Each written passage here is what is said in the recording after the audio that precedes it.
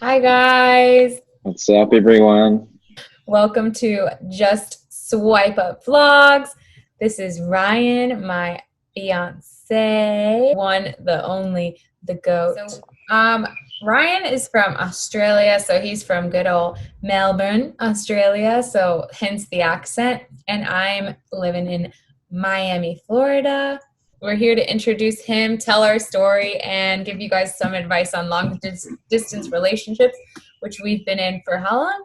In 3 weeks' time, it will be 7 years. Okay, not in 3 weeks' time, the end of this week, but yeah, okay. Well, time's all over the shop right now. So 7 years. 7 years, where's that time gone? I know. Ryan, what should they do? Subscribe. Thank you. Subscribe, Get like, those numbers up. get the numbers up.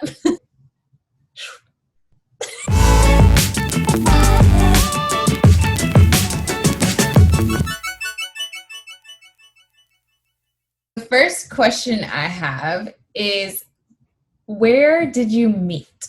So I'm going to let Ryan take over on this question because I don't think I've ever heard it from his perspective. Well, so it all began 7 years ago in Europe. Andrea was traveling with her younger sister at the time. Before the trip, I went with my best friend, James. I wasn't really keen to go, but he kind of twisted my arm at the last minute. We went across and we did a Kentucky tour, which was a 20 days hop on, hop off sort of bus tour. We started in London. I think we did roughly 6, 7 countries. From early on in the trip, I kind of had my eyes on Andrea.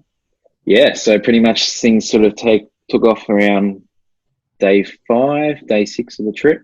Over time, we got closer and closer, and here we are. I'm sure you're going to change the story. Ryan, from day one, he was like mean to me, and he was like trying to get my attention that way, I think. So when he said, and it worked. And when he said that he liked me, I was like, "You do?" I had no clue. True. So you really didn't know what game plan I was running with then. I thought I knew. I didn't know. But we clicked, and history has been made. The next question is, why are you both apart? Well, right now we are sitting in the middle of a pandemic. It's killing us being together. Back November last year, December, sorry, we got engaged, which was beautiful.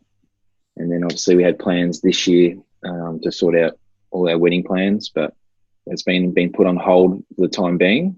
It's just a patience game. It's frustrating, but not much we can do about it. We're apart because when initially we met, we were apart. We started off apart, and he was from Australia and I was from Miami. So we've seen each other a few times. It's not like we've never seen each other in person since then. That would be kind of weird. Just a little bit. I think all up, actually, I think you've been here 4 times. I've been to Miami 4 times. Yeah, but Ryan stayed here a whole year, so that was I did. I've got the Miami culture right in me. We hadn't figured out, like what our situation was going to be and who would move where. And I think we're both just like super, super family oriented. And that's what's made it like hard to decide which place to move to. I wouldn't say easy, but considering our situation, I think we've handled it the best we could. Yeah. Like obviously the airport, the highs and the lows. When we see each other, it's amazing, but obviously the goodbyes, it takes a little while to get over, but that's the situation we put ourselves in. So we didn't have any other way. It hasn't been easy, but it's been a lot better than I've ever thought a long distance relationship could be, and that's just because of like the way. I think it helps we have both a good support team around us. So like family and friends have kept us pretty level-headed. They've been there for us if we've been a little bit down. And when you bring up our families, I think it helps, like you said, to have their support and that like we fit into each other's families. So I think that helps too when they actually like us. Yeah, that's a big advantage. All right, next question. We kind of already answered this, but the question is, how often do you see each other? Take it away. We try and see each other roughly like every 6 months. Obviously, it's for Andrea, she's got her own business, so she has a bit more flexibility to take off whenever she wants. And I do find, I don't know about you, like the 6 months does go pretty fast. Like Yeah. if you just keep things, simple, working, and time does fly. But yeah, that's usually what we try and aim for. Yeah, but coronavirus has changed that a little. Yeah, this year is just a wipeout. Throw it in the bin. I know. It's 2020. It's just yuck.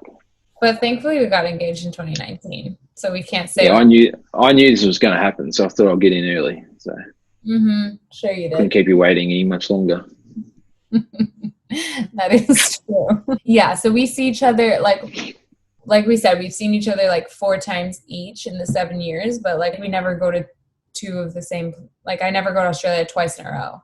It's me, then him, then me, then him, then me, then him. And we always, Ryan said this before, and it's so true. Like advice for those doing long distance, always have a date in mind before you leave, right? Like you want to have 100%.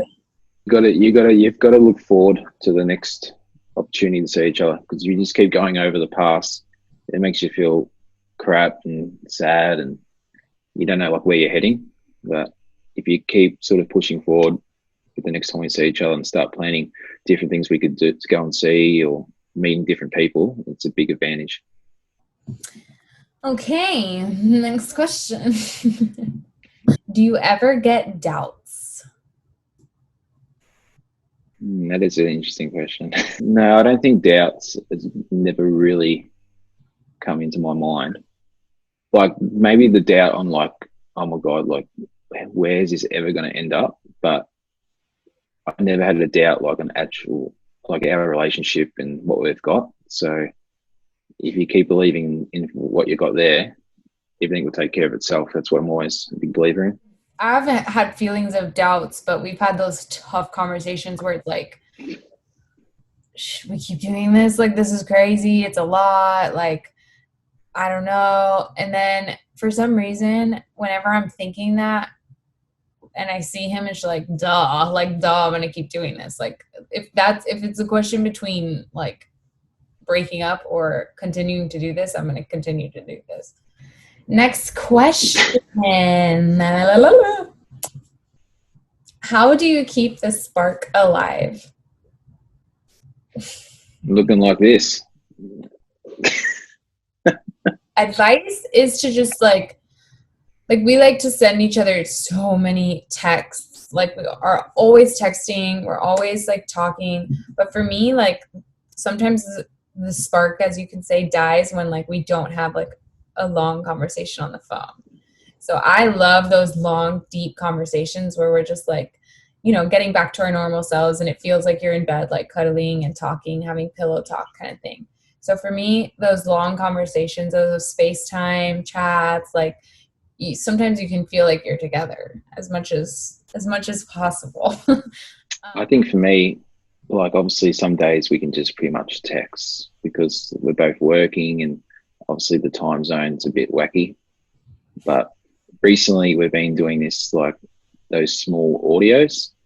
So like they might only go for 20, 30 seconds, but to just hear each other's voice, and it could be the smallest audio, saying goodnight or I did this today, or just to hear each other's voice. I think that makes a huge difference in each day.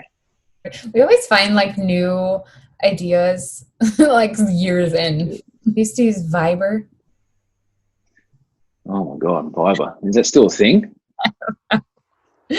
And it was terrible. Like the connection to it was garbage. Next question. Okay, somebody asked, is it as difficult as people say it is? I'm going to say it's not, because if you truly believe in like your relationship, it will work. Like no matter what, like whatever gets thrown at you, like you just got to. You got to be patient. It's frustrating. We know all that, but if you just continue to look at the positives and, like we keep saying, like moving forward, you can work with it. You just got to believe in it. But at the same time, I probably wouldn't recommend it to too many people because it can play with your head a little bit. But you only live once, I say. It's definitely hard, but it's definitely not as hard if you just have a lot of communication. Like, I also think some people do long distance differently than we do. Like when we see each other, we're living together and we're with each other 24/7. That's And true. we're always together. Like, other people, they see each other and we see each other for at least a month at a time. Like other people, they see each other like one weekend and it's like 2 days here and 2 days there. So like whenever somebody says like they're dating like in the same country and they're like, oh, but it's nothing compared to you. I'm like, no, that's not true. It's actually hard for you too. Like it's easier for me sometimes because I can spend a whole month, with you and like living with you and we get that time, that quality time together. So if you have communication, like I think you can get through anything in the long distance part because you're openly communicating with like even when we do have doubts, like we talk to each other about it and we sort through it and like we talk about when we miss each other and we make sure that we're like talking about when we're sad and like we never drop that communication. Yeah, I think we learned that pretty early. Like after obviously our Europe trip, we went back to each other's countries, and you know, I would say this: we both still didn't know what the hell are we Yeah. getting ourselves in. What the hell are we getting ourselves into here? Next question. Okay, we kind of answered this, but we'll answer again. How do you make each other feel special despite being miles apart? Like make so much time for each other and we make each other know that, like even if we're at a restaurant with friends, like we'll hop out to the bathroom and like talk to each other on the phone if we need it. Like we always make time for each other, I would say that. We're pretty good at acknowledging like special days, like for our countries, even like for example, Anzac Day is one of my favorite days of the year, and every year, no matter what, Andrea would always know that it's Anzac Day. So like she would be like excited, make a phone call, Okay, so like, pop quiz for you. What's this Saturday? oof, 4th of July, Correct. USA, USA. We're pretty good at like acknowledging each other's culture, right? 100%. Like I had before going to Miami, like I'd been to America before, so I really didn't have much idea about Miami. But after the first time, I realized, wow, parts of Miami doesn't feel like America. So it was a really good eye opener for me to realize what Miami's all about. Yeah.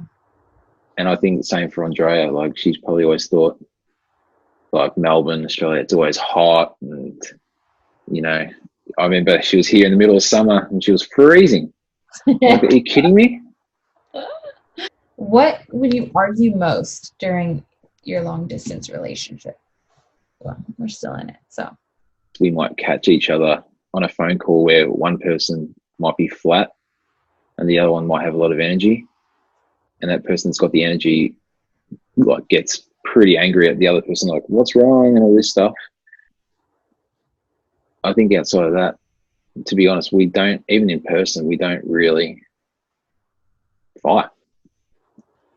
Yeah, we don't fight that much at all, but when we do, it's mostly me. Yeah, like Brian was trying to you be. just you carry on sometimes about things that don't even matter, and I'm just like whatever. Yeah, no, I definitely am a person that loves like I go off people's energies. So if Brian's like, hi, I get really bad. I think I've been good recently. Yeah, you've been better this year. but the jury's still out. Our wedding. Who thought it'd be so hard? It's supposed to be a happy time. We're butting heads about venues, butting heads about guest lists, what month of the year. I want to give advice to those of you who are in long distance relationships about arguments. So my word of advice is never fall asleep like bad, because being apart from each other, you can't just have that like kiss goodnight and that like in the morning, you know, just don't let it go, and like just make sure that you play it out until the argument is solved. You know, I don't think that I could survive if I just like let it go and just like, you know, went to sleep angry. Do you agree? Yeah, I agree. Like, it's no point, you know, everyone's going to have their arguments, especially in long distance, but the longer you sit on it, and like you said, if you go to sleep, like it's just going to cause more issues down the track, and it's going to keep building up, and then all of a sudden you're just going to be clashing heads nonstop. So it's important to like deal with the matter like in the moment if you can. Yeah. What was the hardest thing to adjust to during the long distance relationship? What are you doing? I think when like I'm big, for me personally, like friends and family, like their opinion matters a lot to me. So I think especially at the start, coming home from Europe, telling people I've got a girlfriend here and she lives on the other side of the world, and they're like, no, you don't, mate, you're talking crap, because they didn't believe in it and they thought you're fake and all these different words. But telling people like, you know, support me, this is what I want. And I think after they but then obviously after you came here the first time, like everyone fell in love with you. It's easy to do. Here we, well, you have your good and bad days, but Hey, I'm so big on, you know this, I'm so big on touch.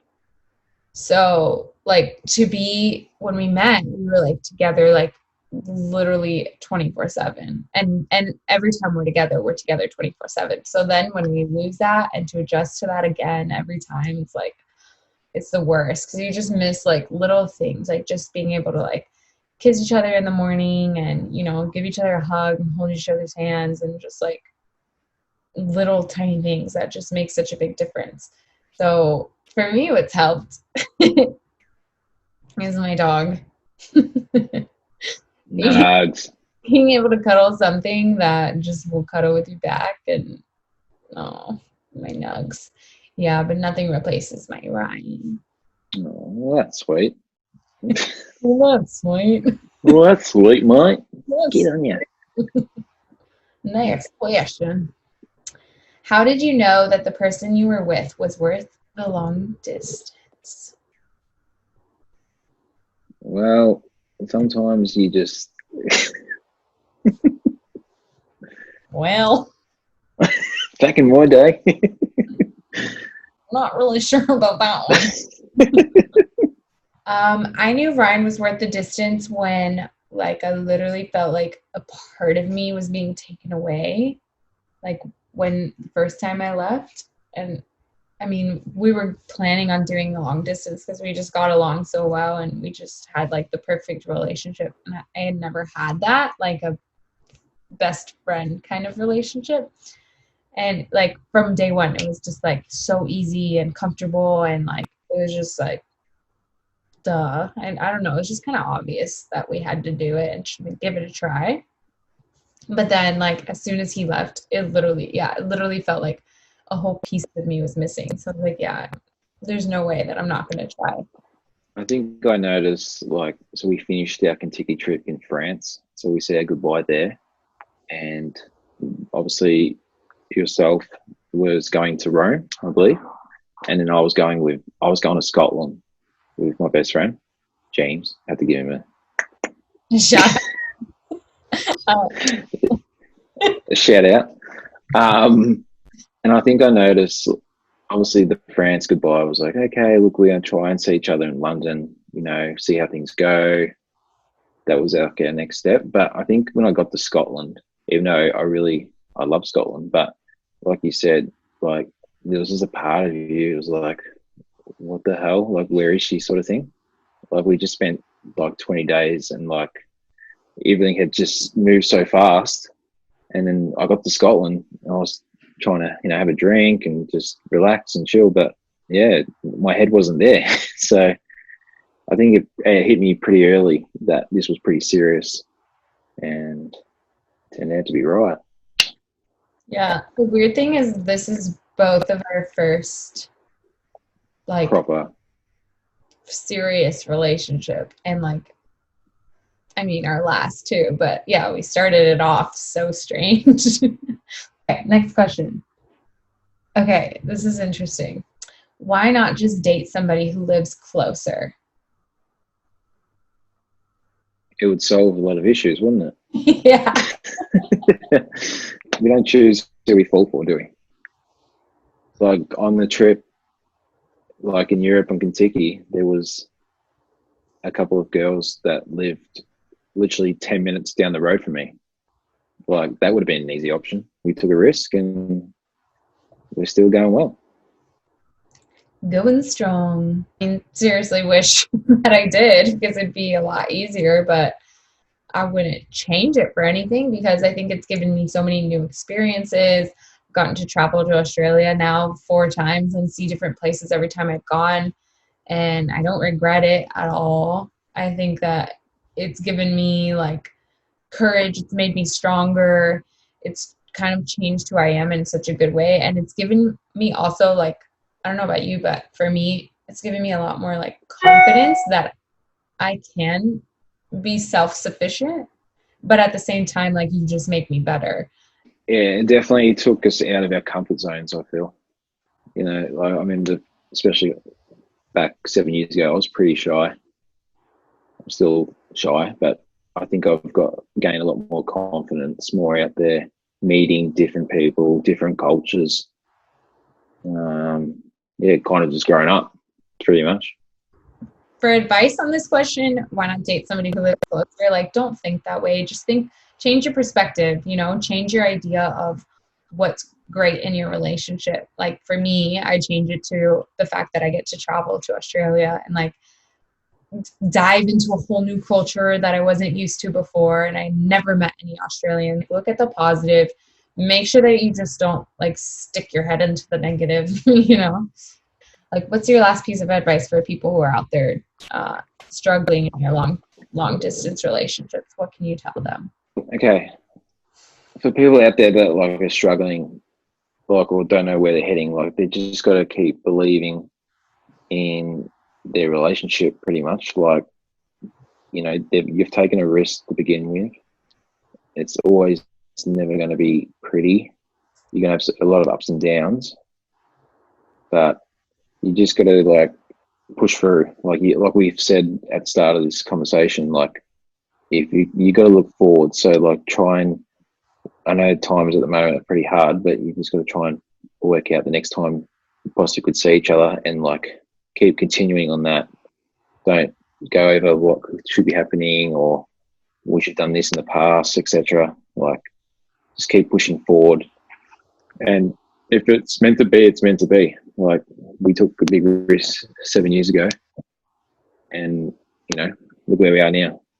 It's pretty crazy what's happened in 7 years. So, Okay, my advice for everyone would be to make sure that you talk to each other every single day.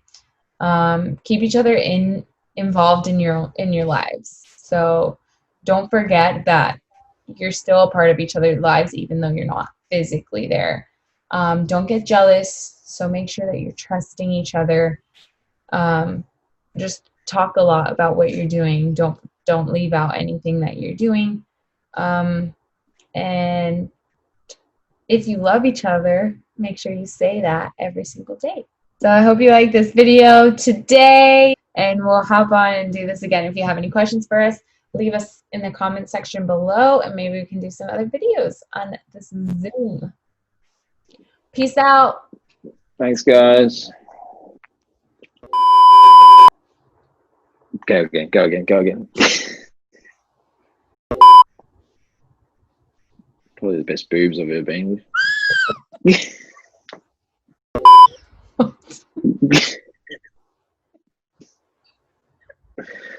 I started so good.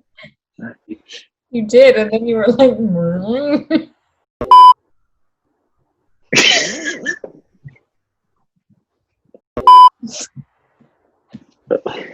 I was trying.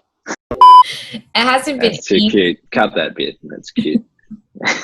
Try and do it each other. Cut.